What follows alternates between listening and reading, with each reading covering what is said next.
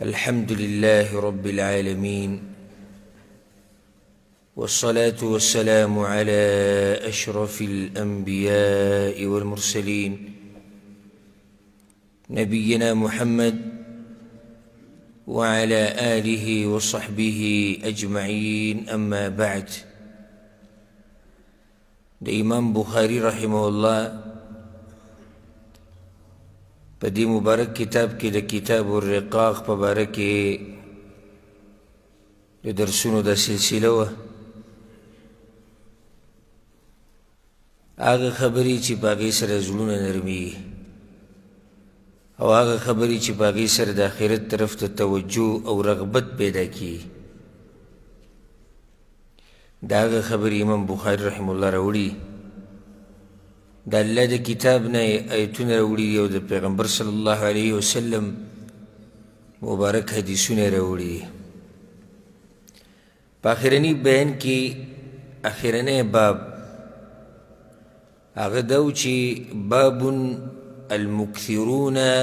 هم المقلون. باب پا بیان دا دی کی چی دنیا کی چا سر دیر مالی نو پا آخرت کی اجرم دا دغ خلقو لگ دے دیرو مالون والا کم اجرون والا دی. بیدی خبری وضاحت شیو او دا دین استثناء شیو چی پیغمبر صلی اللہ علیہ وسلم الا من اعطاه الله خیرا فنفح فيه يمينه وشماله وبين يديه ووراءه، مگر آغا سڑے چی اللہ والا دنیا ورکی او دی دنیا سر دا زرنی لگے دلے دی مال سر اوی لگی دا خیر پکارونو کی خی طرف تا گستا مخی تا شاتا ہر زکی چی دا خیر لارو تا ملاوی گی باغ زکی مال لگی دا خلق گٹے والا دی. نور چاہ سر چیم دیر مال لے دا کم اجر والا دی باخرت کی. بیاغا اگد حدیث پاکی بین شیو دا ابو ذر رضی اللہ عنہ دا غین بعد باب روڑے دے باب قول النبی صلی اللہ علیہ وسلم ما احب ان لی مثل احد ذهبا. باب دے پوینا دا پیغمبر صلی اللہ علیہ وسلم کی چی دا احد دا غرام رسرزر زمان دی خواخ. پیغمبر وی زمان دا خبر ند خوخا چی دا دی احد غرام رسر دی ما سر پراتی. احد غر مدینی اغا معروف غر دی چی دا غیب اخوا که اغا تاریخی جنگ و غزام شوید غزو احد. پیغمبر صلی اللہ علیہ وسلم وی زمان دا ند خوخا چی دیم رسر زر دی ما سر دلیل دے دا پیغمبر صلی اللہ علیہ وسلم پا بے رغبتی بندی پا دنیا کی. نو بیوگد حدیث روڑے دا ابو ذر رضی اللہ عنہ تیرشی باب کم داو دا حدیثو کو الفاظ پا کلک بدل لی. ابو ذر وی چی رضی اللہ عنہ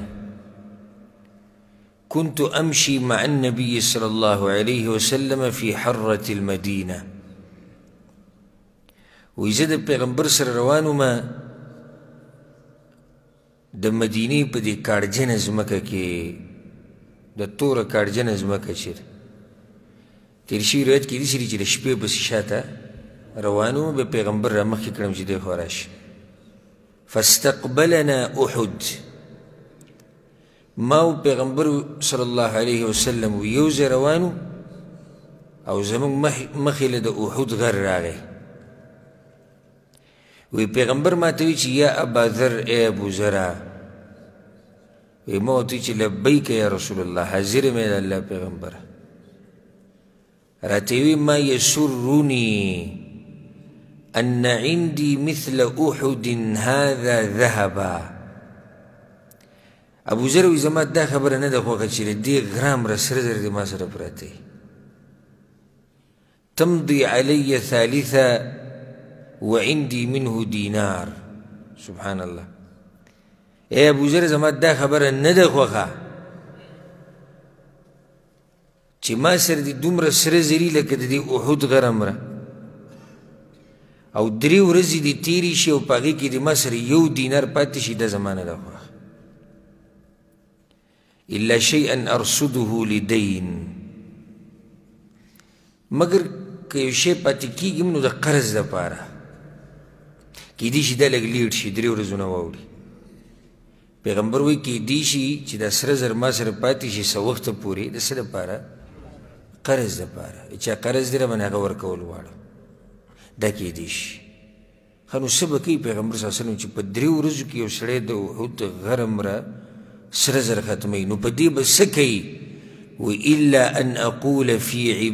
وإلا أن أقول به في عباد الله هكذا وهكذا وهكذا عن يمينه وعن شماله ومن خلفه خنو سبك يا رسول الله وإذا الله ببندگانو کې به ورکم دیسی او دیسی ختم بیکم خی طرفتم گستم مغتم شاتم عرض کې به ولګو کسه دې پاتې شو نو هغه به د قرض دپاره پاتې کېږي نور به نه پاتې کېږي حدیث اصل کې دې دپاره راوړی دا د پیغمبر صلی الله علیه وسلم سخاوت او دا د پیغمبر صلی الله علیه وسلم زهد او دا د پیغمبر صلی الله علیه وسلم بې رغبتي په دنیا کې که د احد غر امره سره زر پیغمبر صلی الله علیه وسلم وایي را سره پراته دي 3 ورځو نه به وانه وړي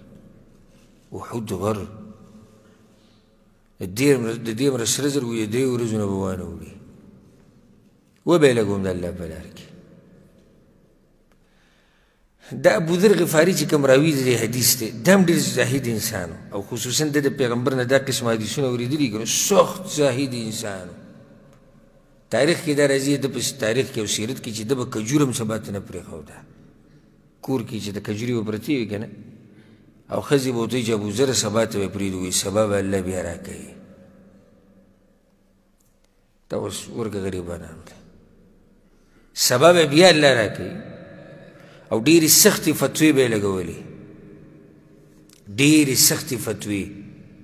چې چا به دا مال جمع کوو که نه ابوذر غفاري به په هغه باندې ډېرې سختې فتوې لګولې نو عثمان رضی الله عنه په دور کې به دی هغه مدینې نه ولېږو چېرته شام ته معاویه رضی الله عنه خواته معاویه به یې د هغه ځینې هلته هم دا فتوې ورکولې معاویه به یې د هغه ځینې راولېږو بیا راغی مدینې ته بیا یې مدینه کې دغه کار بیا هغه ربذه کلي علاقې ته ورویستو هلته لاړ چې هلته بیا ابوذر غفاري رضی الله عنه یوازې وفات شو موږ سیرت په درسونو کې دا خبرې بیان کړي پیغمبر صلی الله علیه وسلم ما سره وپاتې نه شي بیا یې ووایي ثم مشى روان شو وی ما ته وی ابوذر ان الاکثرین هم الاقلون یوم القیامه چې ډېر مالونه دي ورسره که نه دوی سره به ډېر لږ اجر قیامت په ورځ الا من قال هكذا وهكذا وهكذا عن يمينه وعن شماله ومن خلفه ابوذر هغه سړی ته بچ دی چې داسې ورکړي په ښی طرف او ګس او مخې ته او شاته بیا ورته ویي وقلیل ما هم ابوذر دا لږ دي ګورئ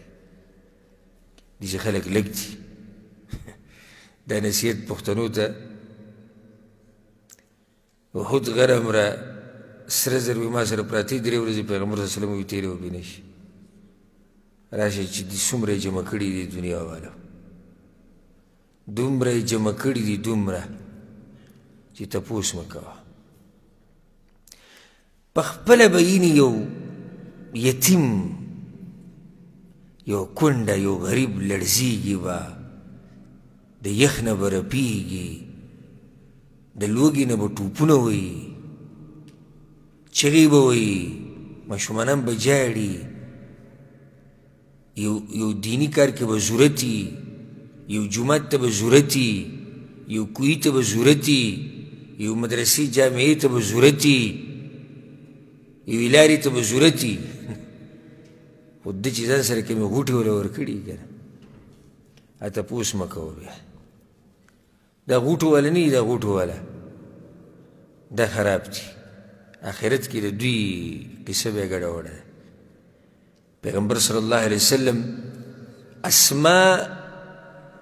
بنت ابي بکر رضی الله عنها اسماء ته نصیحت کړو وی اسماء غوټې ورنکي ګورې الله به غوټې ورکي غوټې ورنکي الله به غوټې ورکي. اوس دا موږ په خپلو سترګو لیدلي دي. ورب الکعبه چې کوم سړی مال له غوټې ورکوي او بخیلي او د الله په لار کې نه لګي او صرف ځان پیژني خېټه بچي ښځه د دې سړي ژوند سره د ډېر ماله را به شي باب دې پسې روان دی الغنى غنى النفس سره د ډېر ماله خوار او زار ژوند دی تېروي خوار او زار ډېر تنګ لنډ ژوند ډېر تنګ لنډ او د کمې چې لګوي د الله په لار کې او په خلکو او په یتیمانانو او په غریبانانو او په میلمنو او په ملګرو دا سړی الله یې ساتي ښکلی ژوند ښایسته ژوند اجر هم ګټه او د دنیا نه فایده هم واخلي. ځکه چې هلته د غوټې نه دي ورکړي نو الله هم غوټه نه ده ورکړې. دې څه مطلب دی چې الله غوټه ورکړي؟ الله سره پیسې دي غوټه وله ورکوي؟ الله پرې نعمتونه راتنګ کړي. ښه نو یو سړی چې پیسې خو سره پرتې دي څنګه پرې الله نعمتونه راتنګوي؟ ځان یې نه خرج کوي. نو دا مال د سره څه دپاره دی؟ الله وله بیا ولې ورکړی؟ چوکیداري کوي. او دویم وارثانو دپاره یې ساتي بس دقې دپاره. ما جي وي هلته پلاني ځای کې مې بنګله جوړه کړه هلته مې پټی واغېستو هلته مې دا وکړو هلته مې دا وکړو. نو ستا دې حال ته وګوره ته دې خپل حال ته وګوره دا دومره هر څه دې څه دپاره کړي دي؟ د الله په لار کې لګولی شي دلته یو غریب دی راشه دلته یو جومات دی راشه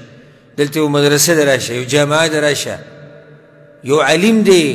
دعوت په باب کې مرسته کول غواړي راشه راشه نه دغه ورته مه وایه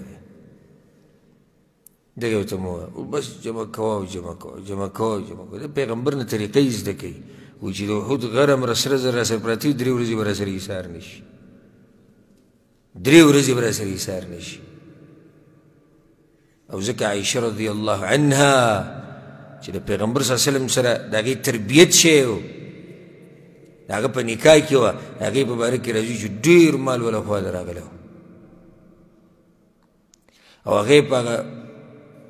دا نه چې ورځ او شپه کې په هغه ټیم یې ټول تقسیم کو نو کومه وینځه چې ورسره وه هغې ورته وي ام المؤمنین وي ستا روژه د ځان له به دې پکې څه پرېښودو وی تا ماته وی ویلې نو ما نه وي زما روژه ده یعنې دومره پکې څه پرې نه ښودو چې ځان له پرې روژه ماته کړي وی تا به ماته ویلې خو ما نه هېر شو. داسې د الله بندګان لږي که ډېرې لږې او که ډېرې بس د الله په دین کې لګوه. الله دا تجارت د الله سره دی ور الله سره تجارت نه ختمېدونکې نه ضایع کېدونکې تجارت دی. ته په بچو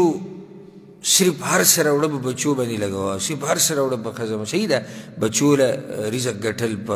ښځه باندې خرچه کول په دې الله اجر ورکوي خو صرف سړی مخې ته ښځه ساتي او بچي ساتي او نور هر څه هېر شوي دي د الله هغه لارې ټولې هېرې شوي دي او میلمستیا ملګرتیا د خلکو سره مرسته او هر څه پاتې شوي صرف یو خبره یاده دا خو نامناسب ده بیا که دا خو نامناسب او داسې سړی الله نه خرابوي ګورې ښه چې لګوي یې داسې سړی الله نه خرابوي. یو دلیل پې هغه هم دی چې کله پیغمبر صلی الله علیه وسلم باندې اول پیر وحي راله پیغمبر صلی الله علیه وسلم د یېرې په حالت کې راغی واپس کړه خدیجې ته یې حل وي خدیجې ورته څه ووي الله به تا نه خرابوي ولې به یې نه خرابوي ته وایي د غریبانو سره مرسته کوي ته خو د خلکو سره په مصیبتونو کې ودرېږي ته خو د میلمنو میلمستیا کې الله تا نه خرابوي چېرته دې سړی الله نه خرابوي هر وخت پړقېږي غوړ زیړ ګرځي او بل دا باب را روان دی که نه زړه مالداری الغنى غیر النفس زړه سخت مالداری نو کله داسې وشي چې یو لس ریاله به ورسره پراته وي 15 به دې غریب له ورکړي 15 به خپله وخوري داسې زړه یې ظاهرېږي داسې زړه نه دې باره کې به روان د خبرې کوو انشاءالله وی بیا ماته وی چې مکانک ابوذر دلته کښېنه وی زه کښېناستم وی راته وی چې لا تبرح حتى آتیک پاسې به نه چې څو پورې زه نه یم راغلی وی ثم انطلق في سواد الليل حتى توارى لاړ پیغمبر صلی الله علیه وسلم د شپې په دې تیاره کې ورننوتو زما نه ورک شوی فسمعت صوتا قد ارتفع اواز مې واورېد هغه اواز داسې لږ اوچت شو فتخوفت ان يكون قد عرض للنبي صلى الله عليه وسلم وی په پیغمبر ویرېدم چې داسې نه څوک یې مخې ته راغلی دا شخص په پیغمبر صلی الله علیه وسلم باندې مین قوم و صحابه کرام د ځمکې په دې مخ د دې قوم په شان قوم به پیدا نه کړي د پیغمبر سره په محبت کې هر څه قربان کړي به پیغمبر باندې زمونږ که ته ووایې شکل د پیغمبر په شکل جوړ که په صورت نشي لکه د پیغمبر د مانځه په شان مونځ کوه نه جي زمونږ مذهب جدا او ستاسو جدا ګیره پرېږده ستا د پیغمبر ګیره وه مزېداره پنسې اوچتې ساته ستا د پیغمبر پنسې به اوچتې لباس مزیدار قشن د تقوا لباس چې استاد پیغمبر لباس د تقوا لباسو ناسته پاسته دغه پشن کوه غم خادیا پشن کوه کمزي او به چې کینی یره ارمان چې مونږ کم دور کې مونږ چې د صحابه کرامو دور کې څومره خوند به کوی سړی د پیغمبر تابعداري په وړه خبره کې نشي کولی او دی چې د صحابه کرامو په دور کې د قربانۍ نه به ورکړي وي تاسو وایئ نشي قرباني لکه اوس دلته چې کوم ملګري موږ سره ناست دي او دا ګیرې یې خریلي دي یا یې وړې کړي دي زه دوی ته د قربانۍ وایم دا مه کوه ځه څو پیسې پکې لګي 50 لکه ریاله ځمکه لګولې څه دي پکې څه پکې شتي څه قربانول شتي بچی به قربانې که نه ښځه به قربانې که نه وخت که نه مال نه مال دې ته پاتې کېږي مال دې ته پاتې کېږي او بیا هم نشي کولی دغه شان بیا ځه لباس او ناسته پاسته او غم خادي او د پیغمبر طریقه په عبادتو کې دا ورته ګرانې دا قومو چې په الله یې ځان قربانو د پیغمبر په دین یې ځان قربانو په پیغمبر یې ځان قربانو خبره خلک داسې مني پیغمبر صلی الله علیه وسلم څه وخت کې ځان له ګوتې د سرو زرو جوړه کړې وه د سرو زرو ګوتې جوړه کړې وه او بیا پیغمبر صلی الله علیه وسلم هغه څه کړه ګزارې کړه چې کله ورته وحي راغلی چې سره زر د نارینهو دپاره ناروا دي صحابه کرامو ټول ګزار کړه یو صحابي راغلی و هغه د سرو زرو ګوتې په لاس و پیغمبر صلی الله علیه وسلم ورته یې دا لرکړه هغه لرکړه ګزارې کړه پیغمبر صلی الله علیه وسلم ته دې سره واخېسته ګزارې کړه بیا ورته ملګري وایي کور ته یې ویسه وایي پیغمبر ګزار کړي زه به یې څنګه راوړم داسې د هغوی ایمانونه و داسې د هغوی تقوا وه پیغمبر صلی الله علیه وسلم چې کله مانځه کې و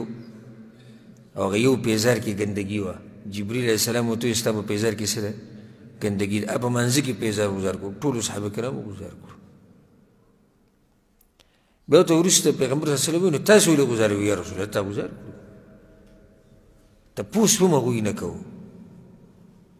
خو چې پیغمبر څه کوي دغه کوه چې پیغمبر څه کوي دا کوه بیا وروسته به ورته پیغمبر بیا خبره بیانه کړه بل ورځ مخکې ورځو کې موږ د مشکات په درس کې حدیث وی که نه عبدالله بن مسعود جمعې خطبې لره روان او پیغمبر په جومات کې څه کسان ولاړو هغو ته یې وي ان اجلسو کښېنئ کښېنئ هغه د جومات نه بهر دا خبره واورېده په غرمو کښېناستو پیغمبر صلی الله علیه وسلم ولید ابو عبدالرحمن ورته ته غرمو کښېناستې ولې وی یا رسول الله تاسو یې کښېنئ نو تا ته خو ما نه یم هغه جومات کې دننه کسان ته چې صرف دا ټکې واورئ چې کښېنئ بس کښېنئ. اوس ابو عبدالرحمن عبدالله بن مسعود په غرمو کې ناست دی، په وچه ځمکه ناست دی، د سرې دا تپوس ونه کړو چې یا رسول الله زه هم کښېنمه، یا رسول الله ما سره خو پوس قالین نشتي زه به کې هم کښېنمه، یا رسول الله چترۍ ما سره نشتي چې له نور نه بچ شمه زه هم کښېنمه. دا تپوسونه به کې هم نشتي چې کښېنئ کښېنه بس. نو دغه قوم دی الله پیدا کړی دی نو، او هر کار له الله ځان له قومونه پیدا کړي دي، د هر کار دپاره خپل سړي دي. منګه ته وګوره، دغه قربانیانو ته وګوره، اټک خطا عبادت د الله وکړو، دا به دې هم شکر ویسته پکار دي. وی زه ویرېدم فاردت ان اتیه، پاسېدم چې زم پسې زم پیغمبر صلی الله علیه وسلم پسې، داسې نه څه مخې ته څه راغلي څوک ورله نقصان ورنه کړي. فذکرت قوله لی، ګوره تابعداري، وی د پیغمبر وینا مې هغه ذهن ته راغلی چې لا تبرح ابو ذر ړقېږه به نه چې څو پورې زه نه یم راغلی. دوی ما چې پیغمبر خو وایي چې ړقېږه به نه. سبحان الله، داسې تابعداري د پیغمبر صلی الله علیه وسلم. دا قوم به الله جنت ته نه بوځي، دا قوم به په جنت کې مشران نه وي چې داسې دوی تابعداري د پیغمبر صلی الله علیه وسلم. یو صحابي د پیغمبر صلی الله علیه وسلم خوا ته راغلی بانډچي و، او پیغمبر یې ولیدو چې دا غاړه یې کولاو وه. دا د پیغمبر صلی الله علیه وسلم طریقه نه وه، خو په ورځې کولاو کړې وه، یا به ګرمي وه یا به تنګ شوی هر څه چې د مرګه پورې هغه صحابي غاړه به کولاو وه. ولې وي ما پیغمبر داسې لیدلی و، حالانکې پیغمبر ورته نه دي ویلي، نه دا کار مستحب دی چې پیغمبر په اجر بیان کړی، او زمونږ اوازونه بوغ شو هغه کارونه بیانو چې پیغمبر په امر کړی، او بیا هم ډېر د هغې کولو ته تیار نه وي. پیغمبر په امر کړی او کولو ته تیار نه دي. وی بیا زه ونه خوځېدم، پیغمبر صلی الله علیه وسلم راغی حتی اتانی، قلت یا رسول الله، ما ورته چې هی الله پیغمبره لقد سمعت صوتا تخوفت، یا رسول الله څه خبرې مې واورېده ویرېدم. نو هغې مې ورته ذکر کړی، ما ته وایي چې وهل سمعته، ته هغه اواز واورېدوس؟ وی ما ورته وایي چې نعم، راته وایي چې ذاک جبریل راغلی و. دغه حدیث موږ بیان کړی و تېر شوي درس کې، ذهن کې مې شته که نه؟ جبریل راغلی و، اتانی فقال، نو دی راته وایي چې من مات من امتک لا یشرک بالله شیئا دخل الجنه. خپل امت ته دا زیری ورکړه چې ستا په امت کې څوک مړ شي ای پیغمبره او د الله سره شرک نه یې کړی، څه شی د الله سره نه یې شریک کړی، دی به جنت ته ځي. وی ما ورته وایي چې وان زنا وان سرق، که زنا وکړي او که غلا وکړي، وی راته وایي چې وان زنا وان سرق، که زنا وکړي او که غلا وکړي. هلته موږ وضاحت کړی و چې د دې څه مطلب شو.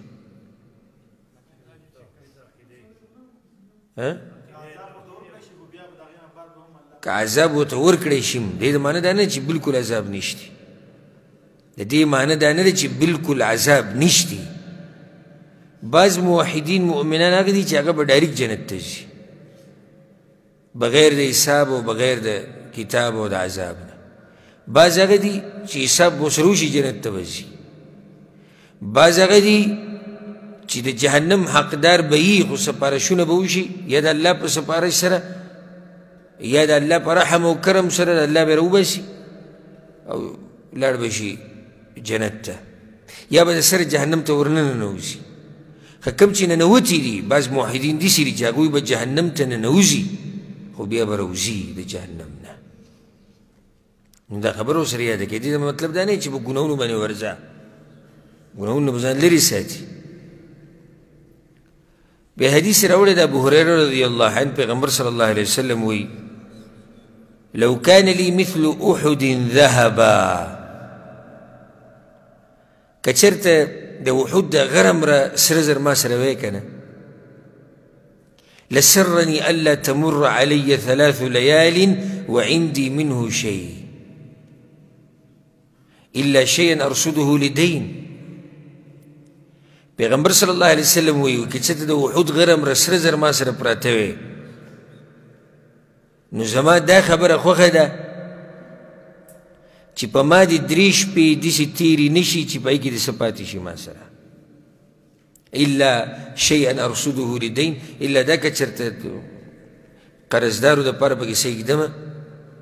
یا قرضې ختمولو دپاره پکې څه ږدمه نو هغه به ما ایښودي نور 3 ورځو کې به ما د هر څه ختم کړي.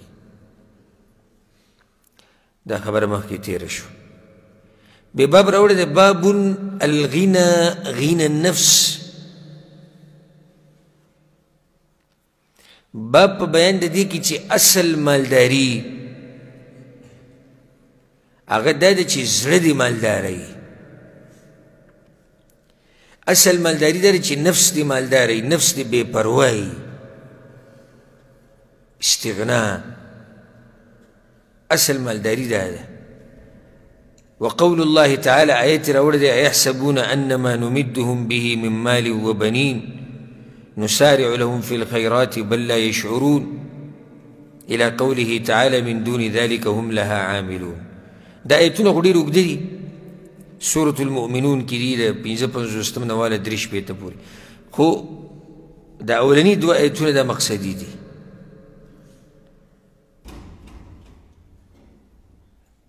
أيحسبون څه شی نشي په دې برکې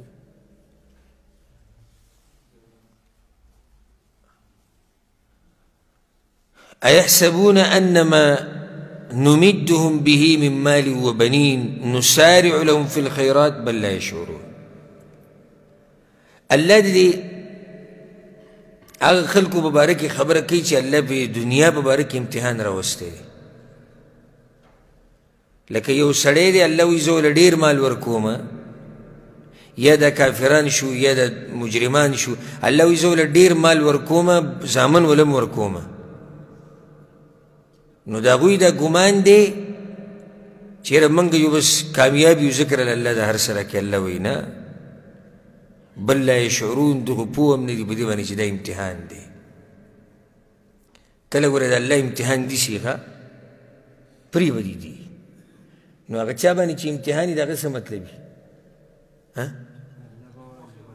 یعنې الله په ما رحم کړی اوس یو سړی د الله ورله ډېر مال ورکړی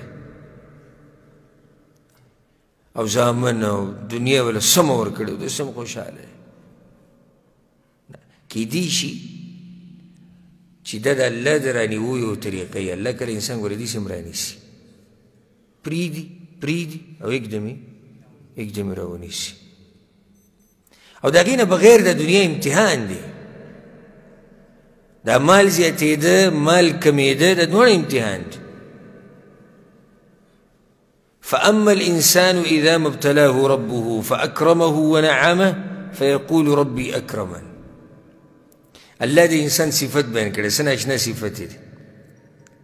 الله وایي چې کله دې انسان له ډېر مال ورکمه او نعمتونه وله ورکم نو بیا ځای په ځای ګرځي هر وایي الله راله عزت را کړی دی او بس الله راله هر څه را کړي دی او بس لکه زه څوک یم. وأما إذا ما ابتلاه فقدر عليه رزقه فيقول ربي أهانن. الله وی کله په دې شکل کې امتحان راولم چې رزق پې تنګ کم نو بیا ګرځي ځای په ځای شکوي شکایتونه کوي الله ذلیله کړی یم. حالانکې دواړه په غلطه دي. ولې دواړه په غلطه دي؟ دواړه په امتحان کې دي.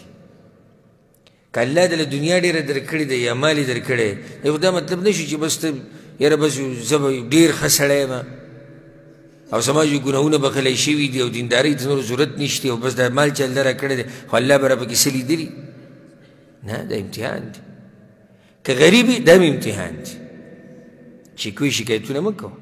هر حال کې دا د الله امتحان دی. د دنیا د دارالابتلا د ابتلا د مصیبتونو او د امتحانونو ځای دی د دنیا. یو سړی وایي چې امام بخاري وایي چې اصل مالداري د زړه او د نفس مالداري ده او بیا د آیت راوړو. دې آیت د هغې سره څه کار دی؟ جواب دا دی امام بخاري دا وایي وی دغه خلک دا چې په دنیا خوشحاله دي او دنیا ته یې ډډې لګولې دي او دا ته یېره شوې ده چې یاره دا دنیا یو امتحان دی، نو دا هغه خلک دي چې صرف ظاهري مالداري ورسره ده، د زړونو د نفس مالداري ورسره نشته. حدیث راوړی پیغمبر صلی الله علیه وسلم وایي د ابوهریره رضی الله عنه روایت دی لیس الغنى عن کثرة العرض. مالداري دا نه ده چې یو سړي سره د سامان او پیسې ډېري، مالداري خو ده خو حقیقي مالداري نه ده. بنیادي مالداري هغه دا نه ده چې یو سړي سره سامان ډېر دی،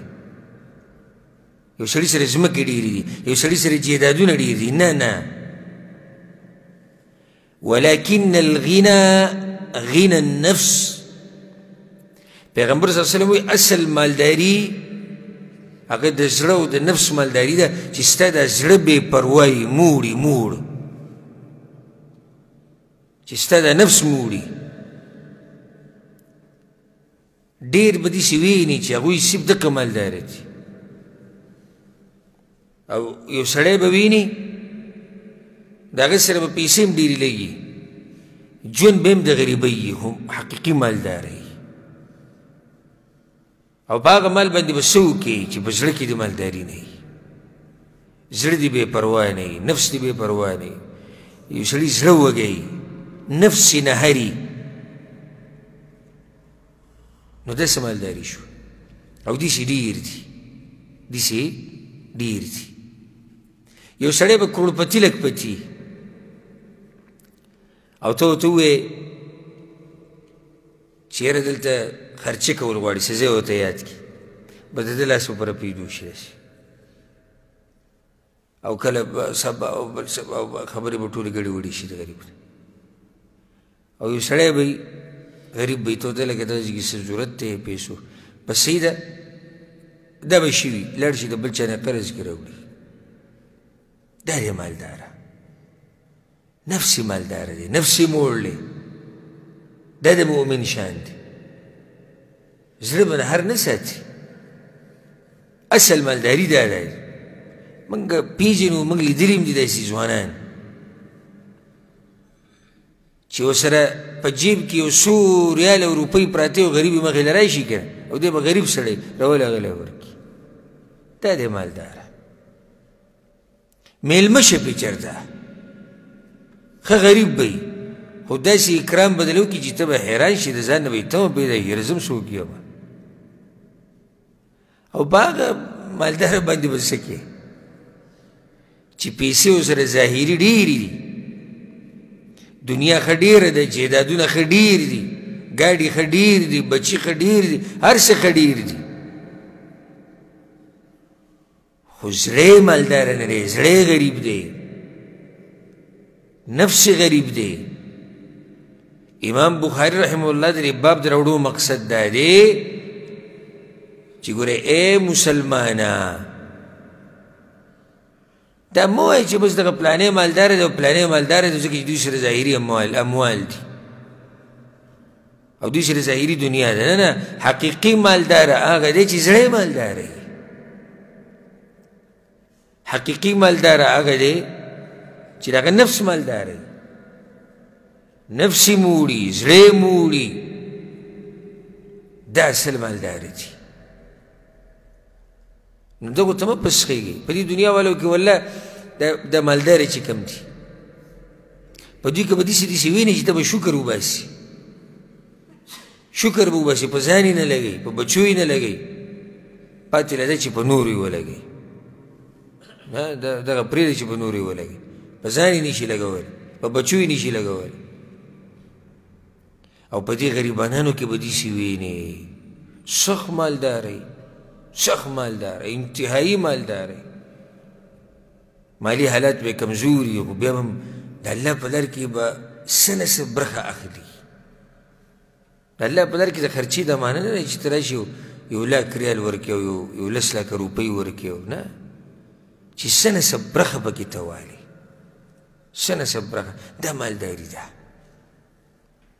یو سړی راشي غریب له 2 ریاله ورکړي دی اوس رسي دا مالداري ده او یو سړی کروړپتي لکپتي دی او دی د خپل مال نه 500 روپۍ 500 ریاله نشي راویستی چې ورکړي غریب له چې د الله په دین کې ولګي دا رسي چې مالداري شوه داسې مالداري نه دی الله موږ لرې ساتي دا خو صرف مال ته ګوره او خانده وته الذي جمع مالا وعدده بعضو دقیق کاری مال جمع کوي او بې شماري جمع کوي او بې شماري او بې کلي ته پارسل کوي کله وایي د دې طریقه دا ده د پارسل کولو کله وایي د دې طریقه دا ده کله وایي دغه طریقه دغه له غریب راغلی دنیا ته او بیا چې ګوري د څو ورځې بعد یې مړ دی یې مرګ جون هم څه پته نه لګي زه پرون د شپې چې تقریبا څه د پاسه 12 بجې زه خبر شو زموږ یو ملګری چې موږ سره دوا سلام دی ملګری د هغه ورور د 13 کالو دلته اکسیډنټ یې وکړو ګاډی یو بس له راواچو او په ژبه کې مړ شو 13 کاله عمر او کېدای شي که نن یې لا جنازه هم شوي دلته الله دې وبخي نو دا 13 کالو دلته چې کوم ناست د سپینګیري او د مشران د ډډې چې لګولي چې نه موږ خو لا یو ځوانانو خو سم ځوانان خو وایي چې موږ خو به لازم کم چې دا 50 خو موږ لیکل راوړي دي 50 ته خو به رسو دا 13 کاله عمر روغ رمټ هلک روغ رمټ څه کار دپاره ووتو څه سامان یې راوړو په ګاډي کې یو ګاډی تیز چلو بل ګاډي له راچولی په ځي مړلی بچي ته هم پاتې شو دنیا ته هم پاتې شو هر څه لاړو پاتې شو نو دا دنیا نوکاري پکې مه لګوئ لکه یو نیم سړی پکې څومرې د نوکان پکې خښ کي دننه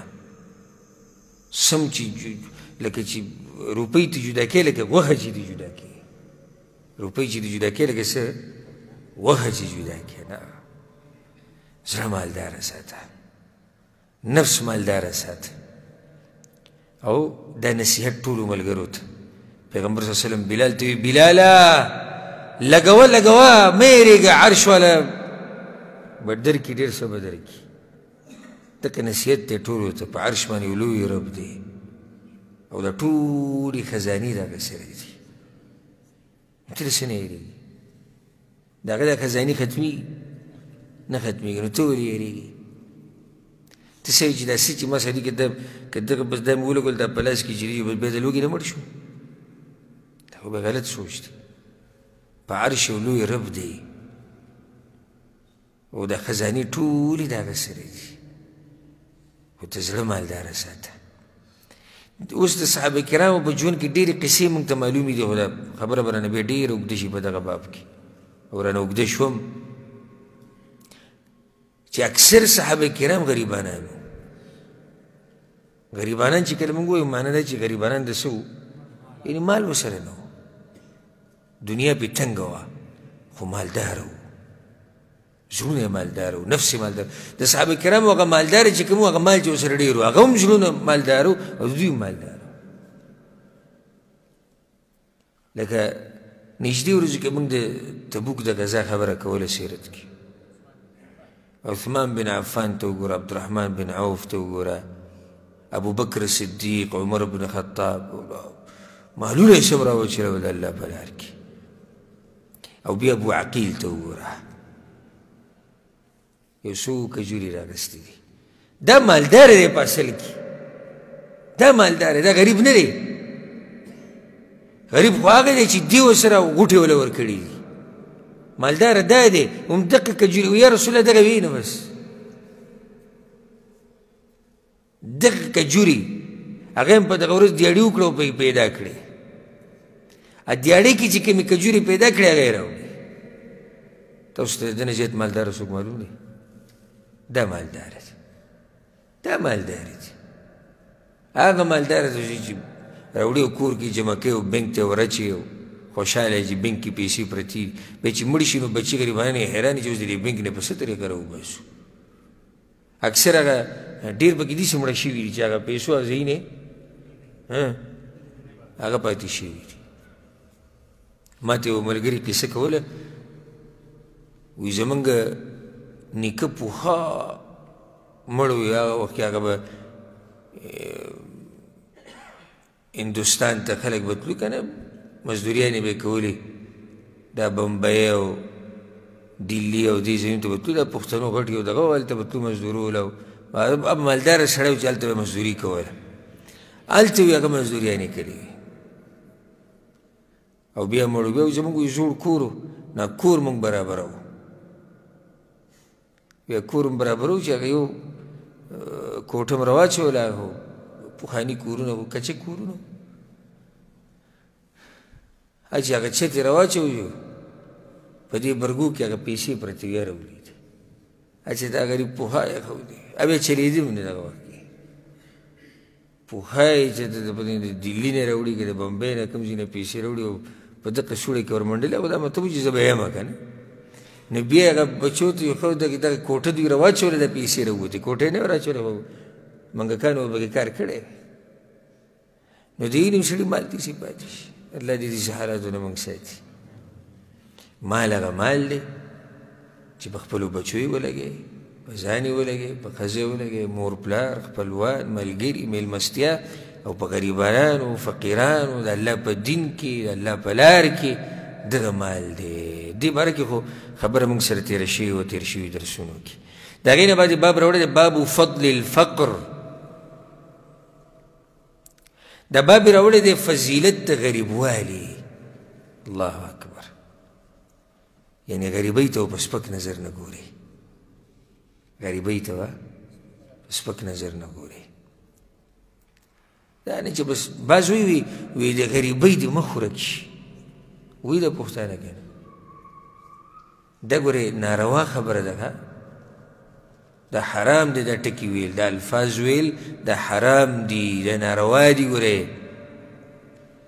غریبي دې الله ورکه کړي او غریبي دې الله تباه کړي دا خو امتحان دی ټول غریبي چې ته ختمه کې پاتې شي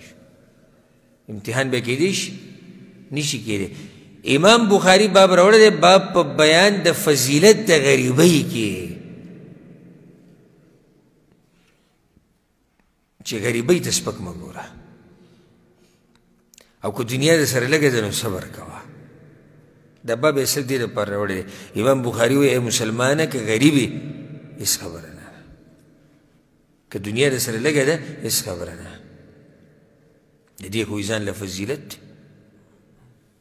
حدیث راوړی دی ناشنا حدیث دی د سهل بن سعد الساعدي رضی الله عنه ومر رجل على رسول الله صلى الله عليه وسلم پیغمبر صلی الله علیه وسلم ناسو څه کسان ورسره ناسو یو سړی پرې تېر شو داسې فقال لرجل عنده جالس د پیغمبر صلی الله علیه وسلم سره یو کس خوا کې ناست و هغه ته یې وویل ما رأیک فی هذا دې سړي باره کې ته څه وایې سړی سخت مالداره وه چې تېر شو چې تېر شو هغه څه و مالداره و پیغمبر دې کس ته ویل د ده په باره کې ته څه وایې دا چې تېر شو هغه ورته ویل رجل من اشراف الناس یا رسول الله دا خو عزتمنو خلکو کې دی کومو کې دی عزتمنو کې دی هذا والله حري ان خطب ان ينكح یا رسول الله دې که د چا لور مو غواړي د چا خور مو غواړي نو خلک ورسره رشته کوي وان شفع ان يشفع او د چا دپاره چې سفارش وکړي خلک وله خبره مني فسكت رسول الله صلى الله عليه وسلم پیغمبر صلی الله علیه وسلم غلی شو څه ونه وی ثم مر رجل بل سړی راغی تېر شو پیغمبر صلی الله علیه وسلم ورته ما رأیک فی هذا دې سړي باره کې څه وی یا رسول الله هذا رجل من فقراء المسلمین دا غریبانو کې دی خړ پړ سړی دی چې تېر شو وی دا غریبانو کې دی هذا حري ان خطب الا ينكح وان شفع الا يشفع یا رسول الله دله ګوره څوک لور خو روم نه ورکوي او غریب سړی دله څوک لور خو روم نه ورکوي او نه څوک سفارشونه قبلوي او سبحان الله وان قال الا يسمع او که مجلس کې خبرې کې څوک خبرې ته غوږ هم نه ایږدي داسې دا خو عام د انسانانو فطرت غریب سړي ته څوک غوږ ایږدي عام سړی پرېږده غریب ملا ته هم څوک غوږ نه ایږدي خلک چې وایي پښتانه کې د غریب ملا مسله صحیح سپورې مسله ولې سپورې چې هلته په خپله غریب سپوري چې غوړ پړي نو بیا ورته هسې سبحان الله وایي سبحان الله نو د غریب مولا وایي مسله سپورئ چې عام سړی غریب شي غریب سړی چې روان سلام علیکم مړی ورکړي د سلام دین زوی دی او چې مالدار رواني نو هغه به ترې مخ اړولی و دی به په زور جي سلام علیکم او جي سلام علیکم اب ولې دې ګونې ته ګوري نه خو دی به پې سلام وراچي او چې دا غریب رشتې له راشي نو ستا څو جیداد دی لکه دینداره سړی الله والا دی نه نه څه ته به زما دې لور له څه ورکې څه به خورئ او چې سبا له بچي وشي څه به خوري او څه به کوي او غریب په دې کې راګیر او مالداره چې راشي لکه دا ګوره ښه بېدینه دی او دې شراب هم څکي او دې نشې هم کوي او دې تماشې هم کوي نه نه وایي دا هر څه به سیټ شي برابر به شي نشې به هم پرېږدي او د دې واده سره به وایي دی څه شي دی برابر شي د دې مال دومره زوري که نه سم زوري سم او چې خبرې شروع کړي مجلس کې غلی شي صاحب خبره راواغسته زه ورب الکعبه په دې جومات کې ناست یم که نه زه داسې کسان پېژنم شخصي چې ماشومانان دې په خبرو کې تکړه دي ماشومانان زه یو پیر مجلس ته ورغلم نو یو کس زه پېژنم ډېر ښه یې پېژنم خو بې انتها مالداره دی دومره مالداره دی چې تپوس یې مه کوه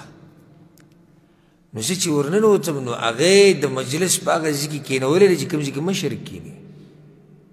او هغه د لاسونه جي او دا داسې او دا داسې او ګډې وډې ګډې وډې یو منټ ورته هم کېنناستم زه راوتم ملګرو ما ته ولې شي ما دا خبرې دا دې ستا خو دی په ګډ وډو سره دی او کوم چې ورته ناست جي بلکل بلکل بلکل بلکل تاسو چې څنګه وایي دقه شان ده او جي دقه شان که کنځلې ورته وکړي دي ورته وایي بلکل دقه شان ده والله چې کنځلې ورته ولم وایي دقه شان ده ابو بلال غلط خو نه یم چې کنځلې ورته وکړي هم وایي غلط نه یې به داسې اوس دې ځای کې دا غریب سړی تېر شي یا رسول الله دا غریب دی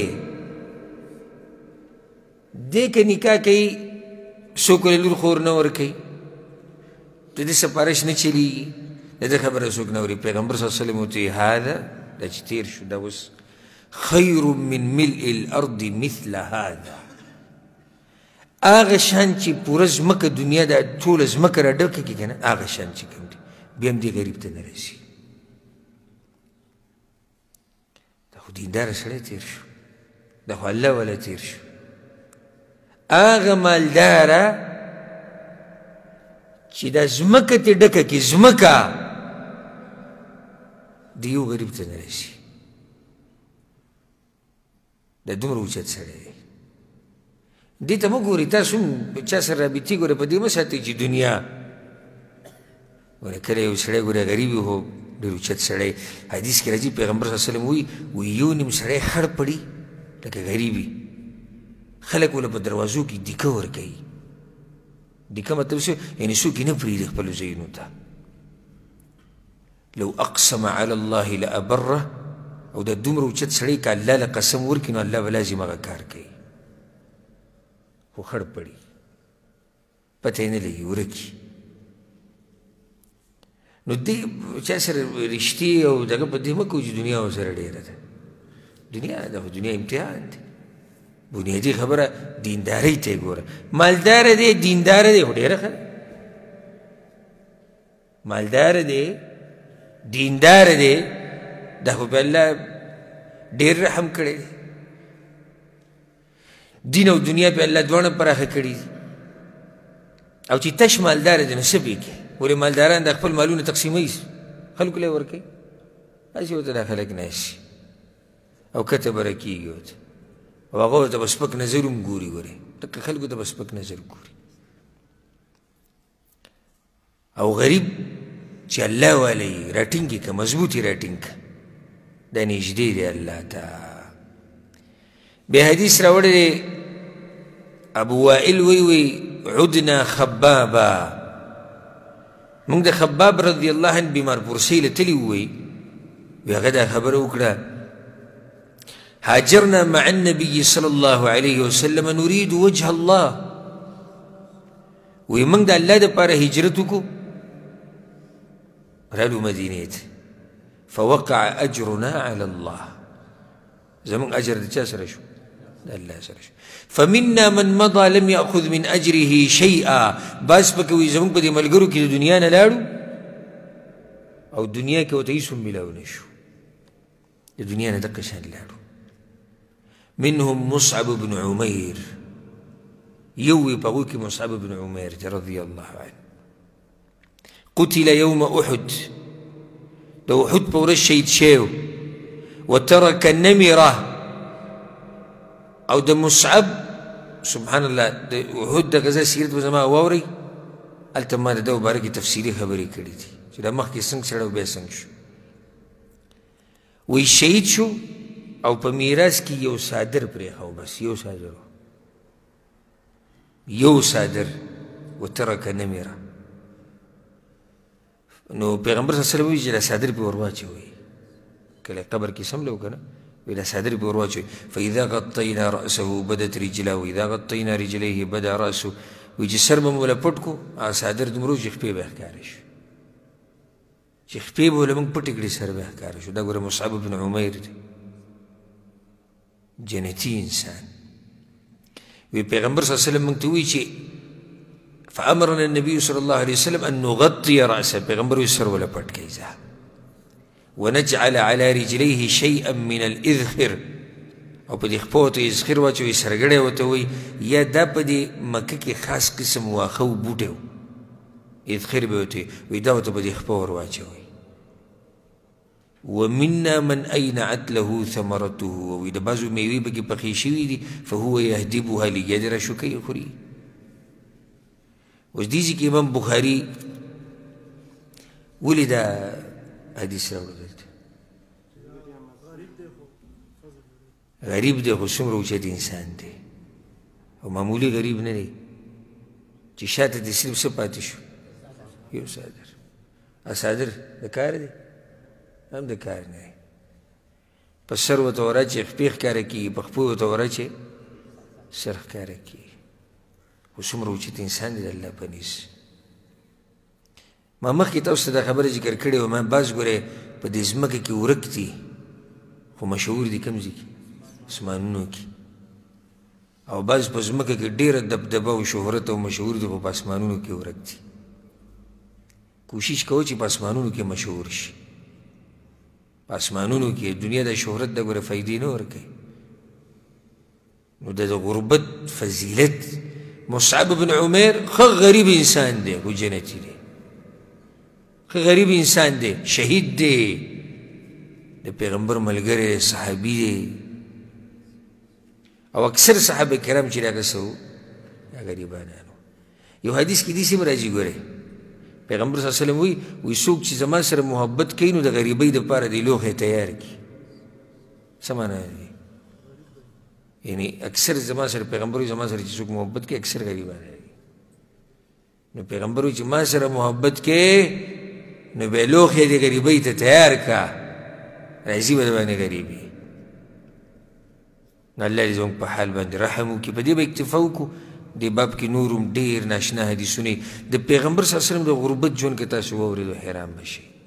روان درس کې به واورئ چې پیغمبر صلی الله علیه وسلم څنګه ژوند و، او بیا د صحابه کرامو د غربت قصې امام بخاري به راوړي. دا به انشاءالله پر روان درس کې بیانو. الله دې دنیا نه الله سبحانه وتعالی دې زموږ په ژوندو کې بې رغبتي پیدا کړي، او الله دې زموږ توجه آخرت ته کړي. هذا والله أعلم، وصلى الله وسلم على نبينا محمد وعلى آله وصحبه أجمعين.